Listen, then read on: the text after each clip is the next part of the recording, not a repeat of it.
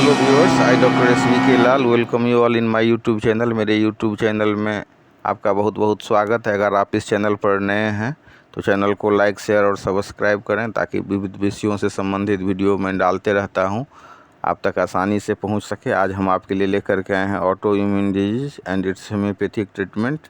इसमें हम देखेंगे कि कैसे हम इसका पता लगाते हैं, कौन कौन से लक्षण होते हैं और कैसे हम इसका होम्योपैथी में इलाज करते हैं और क्यों हमें इस कहा जाता है। अक्सर आप सुनेंगे कि ऑटो इम्यून डिजीज़ में होम्योपैथी बहुत ही लाभकारक है और बहुत इसके होम्योपैथिकली जब आप ऑटो इम्यून डिजीज़ का इलाज करते हैं तो इसका कुछ अपना फ़ायदा है, क्योंकि जो एलोपैथिक में हम क्या करते हैं तो उसको सप्रेस कर देते हैं। तो जो सप्रेशन हो जाता है इसका, तो उसके बाद वो कुछ दिन के बाद, देर के बाद वो फिर मतलब जब उसका सप्रेशन ख़त्म हो गया तो उसके बाद फिर वो प्रभावी हो जाता है और फिर परेशान करने लगता है। तो और उसमें कुछ जो स्टेरॉइड वगैरह सब दे देने से शरीर का इम्यूनिटी सिस्टम भी कमज़ोर हो जाता है और दूसरे बीमारी से भी शरीर सफ़र करने लगता है। तो इस हिसाब से हम देख रहे हैं कितना सेफ़, कितना सुरक्षित है होम्योपैथी और जड़ से उन्मूलन करता है। हाँ, एक बात है कि इसमें 1 से 3 साल तक का समय लग सकता है, लेकिन हमेशा ये 1 से 3 साल का ऐसा कोई लक्ष्मण रेखा नहीं है। कई बार आप देखेंगे कि ऑटो इम्यून डिजीज सभी 1 से 2 खुराक में ठीक हो जाता है, बशर्ते कि सिम्टम्स सब मिल जाए पूरा। तो आइए सबसे पहले हम इसको परिभाषित करते हैं कि what is the definition of autoimmune disease.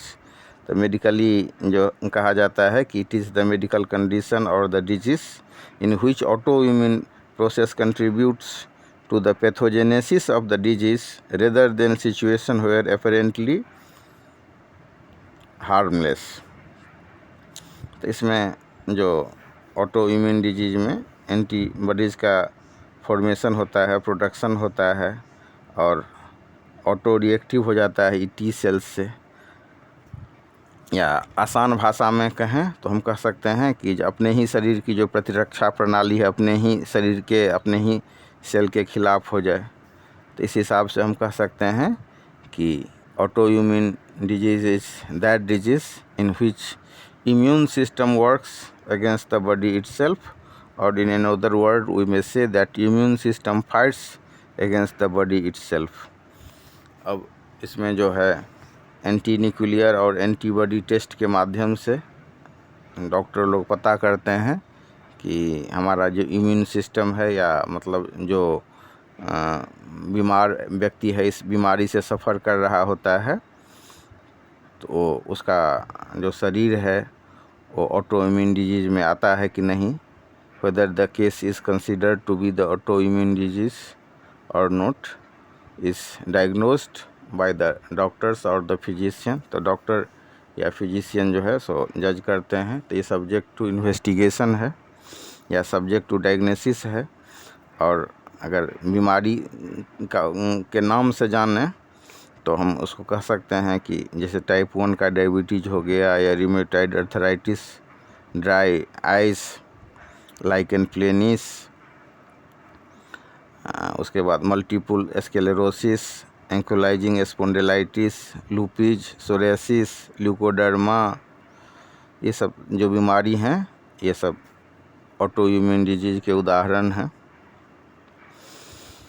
तो अब ये ऑटो इम्यून डिजीज़ क्यों ऐसा पागल हो जाता है जो अपने ही शरीर के खिलाफ अपने ही काम करने लगता है। तो इसका उदाहरण हम दे सकते हैं कि जब आपका कोई जैसे देश में रक्षा करने के लिए, बाहर से रक्षा करने के लिए सेना होता है, उसी हिसाब से हमारा WBC है या मतलब शरीर में जो प्रतिरक्षा प्रणाली में सेलुलर इम्यून सिस्टम है या फिर लिम्फ वेसल्स हैं या लिम्फ नोड्स हैं या थाइमस हैं, टॉन्सिल्स, टी सेल्स हैं। तो ये सब क्या करते हैं, ये सेना के समान है। अब मान लीजिए किसी देश का सेना अपने ही लोगों के खिलाफ हो जाए या सेना में ही लड़ाई हो जाए, तो वही माने कंडीशन हो जाता है ऑटो इम्यून डिजीज में, जब अपने ही शरीर का जो प्रतिरक्षा प्रणाली है अपने ही खिलाफ, अपने ही सेल के खिलाफ काम करने लगता है। तो ये धीरे धीरे विकसित हो जाता है। कभी कभी ज़्यादा परेशानी की अनुभूति होती है तो कभी कभी कम। शरीर में ऐसा लगेगा कि जैसे बुखार लगा हुआ हो, अब आदमी एक ऑटो इम्यून डिजीज से सफ़र करने के बाद दूसरे भी ऑटो इम्यून डिजीज से सफ़र करने लगता है। तो इसमें अलग अलग लक्षण देख सकते हैं बीमारी के हिसाब से।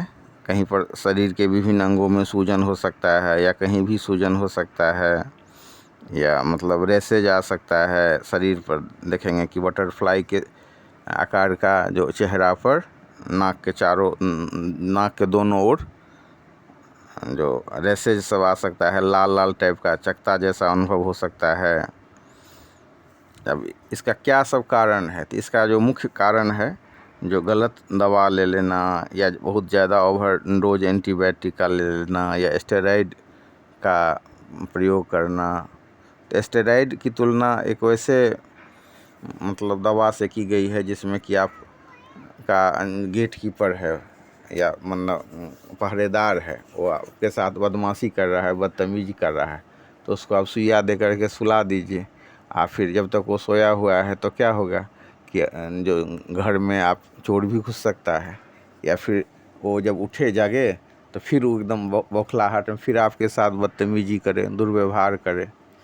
तो इस हिसाब से अगर स्टेरॉइड या मतलब सप्रेशन वाला जो दवाई हम देते हैं, तो उससे और भी कई बार स्थिति दूसरे बीमारी से सफ़र करने लगता है। तो इसका जो मुख्य कारण देखा गया है, या तो मतलब जेनेटिक भी होता है, और जेनेटिक नहीं हुआ तो कई बार गलत मेडिकेशन के कारण या स्टेरॉइड के प्रयोग के कारण आदमी सफ़र करने लगता है। तो इसमें जो सबसे इम्पोर्टेंट चीज़ ये है कि होम्योपैथी में जो मंत्र है एक कि treat the patient not the disease. तो हम बीमार का इलाज करते हैं, बीमारी का नहीं।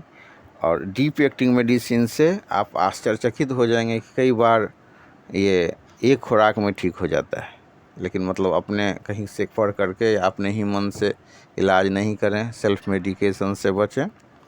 जैसे हम एक उदाहरण देना चाहेंगे कि रूमेटॉइड अर्थराइटिस के मामले में कई बार हम देख सकते हैं कि अगर लक्षण सटीक मिल जाए तो ये समय अवधि भी एक खुराक मेडोडिनम 1 ml दे देने से बीमारी ठीक हो जाती है। एक खुराक मेडोडिनम दे दीजिए। यही चीज़ है कि अगर सिफलिनम का मामला है या थूजा का मामला है तो उस सब में भी हम देखेंगे कई बार एक खुराक से बहुत अधिक फ़ायदा अनुभव होता है। दूसरी बात है कि अलग अलग बीमारी में अलग अलग लक्षण के हिसाब से हम कुछ रूटीन दवाई भी दे सकते हैं, लेकिन डीप एक्टिंग जो दवाएं हैं उसको आप बीच में मध्यवर्ती दवाई के रूप में दे सकते हैं। उसको बहुत दोहराना नहीं होता है, देने के बाद इंतज़ार करना होता है। और दवाएं कैसे देंगे तो ये कुशल चिकित्सक के निर्देशन में लें, क्योंकि इसका जो खास एक दवाई नहीं है कि ऑटो इम्यून हो गया तो हम ये दवाई दे देते हैं। जैसे मान लीजिए कि चेहरा किसी का पीला हो गया है तो एल्यूमेन देंगे, आँखों में सुखापन है तो एकोनाइट का केस मामला बनेगा, मरीज का चेहरा लाल और दर्द है तो फिर बेलाडोना पड़ेगा, सुसाइडल टेंडेंसी है तो फिर ऑडम मेटेलिकम देते हैं, चेहरा पीला हो गया तो एल्यूमेन दे देते हैं, थकान, फेटिगो, घबराहट, बेचैनी, ये सब के मामले में हम आर्सेनिक एल्बम देते हैं। तो अलग अलग दवाएं हैं, लेकिन मेन इम्पोर्टेंट है इसमें डीप एक्टिंग दवा।